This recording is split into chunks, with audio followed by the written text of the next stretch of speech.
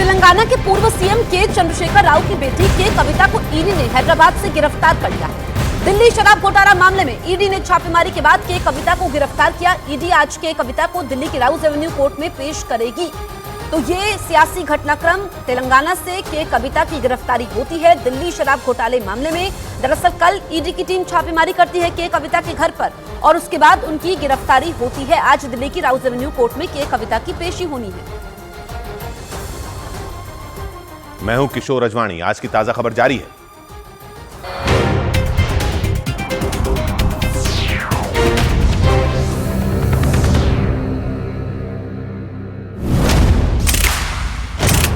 सुबह की वो अहम खबरें जो बदलती हैं दिन का रुख, तय करती हैं देश की दशा और दिशा और डालती हैं आपकी जिंदगी पर सीधा असर। रखिए हर खबर पर मेरे साथ नजर। देखिए न्यूज 18 इंडिया मॉर्निंग प्राइम, सिर्फ न्यूज 18 इंडिया पर। बड़े टैक्स पेयर बने, मतलब उन्होंने कई बार देश में सबसे ज्यादा टैक्स जमा किया, क्योंकि सैंटियागो मार्टिन ने लॉटरी के जरिए आम लोगों को सपने दिखाए और किस्मत के इस खेल में अपने बिजनेस को ऊंचाइयों तक पहुंचा दिया। और जिस चीज ने उनके नाम और उनके बिजनेस को घर घर तक पहुंचाया वो 2 डिजिट यानी 2 अंकों की लॉटरी थी। कुछ मीडिया रिपोर्ट के मुताबिक उन दिनों लोगों में 2 अंकों की लॉटरी खरीदने का क्रेज था। इसी वजह से थोड़े ही दिनों में सैंटियागो मार्टिन का लॉटरी कारोबार बुलंदियों पर पहुंच गया। सिर्फ दक्षिण भारत ही नहीं बल्कि देश के अलग अलग राज्यों में मार्टिन लॉटरी ने धूम मचा दी।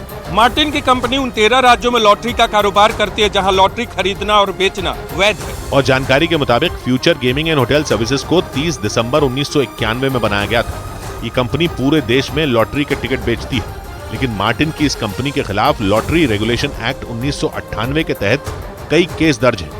पिछले साल मई में ईडी ने तमिलनाडु के चेन्नई और कोयम्बतूर में कंपनी के ठिकानों पर छापेमारी की थी और उस दौरान करीब 457 करोड़ की उसकी संपत्ति जब्त की गई थी। लेकिन इलेक्टोरल बॉन्ड से जुड़ी जानकारी जैसे ही साझा की गई, लॉटरी किंग सैंटियागो मार्टिन और उनकी कंपनी फिर सुर्खियों में आ गई। इस बीच सुप्रीम कोर्ट ने साफ कर दिया कि 2024 के चुनाव ईवीएम से ही कराए जाएंगे।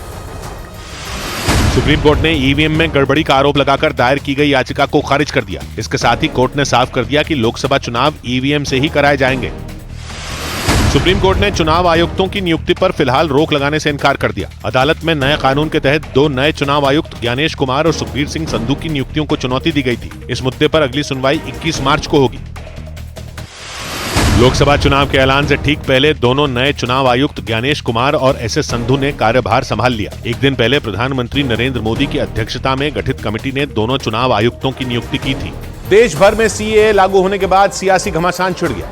विपक्ष ने सीएए के विरोध की बात की तो बीजेपी ने हमला बोल दिया। लेकिन विपक्ष के बयानों के विरोध में दिल्ली में भारी संख्या में हिंदू और सिख शरणार्थी सड़कों पर उतर आए। पाकिस्तान और अफगानिस्तान से आए शरणार्थियों ने विपक्षी गठबंधन के खिलाफ जोरदार प्रदर्शन किया